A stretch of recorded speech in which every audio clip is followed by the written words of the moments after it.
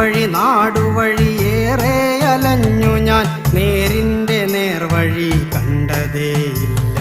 ബന്ധങ്ങൾ ശിഥിലമായി ചിതറിക്കിടക്കുമ്പോൾ അന്യോന്യമറിയാതെ അകലുന്നു നാം. നേർക്കുനേർ കാണുമ്പോൾ ശിരസൊന്നുയരാതെ ചെറുപുഞ്ചിരിപ്പൂക്കൾ വിടരുന്നതെങ്ങനെ? മഴമേഘം വിതറുന്ന മധുരമഴ പെയ്യുമ്പോൾ പ്രളയഭയമാണിന്ന് നമുക്കു ചുറ്റും.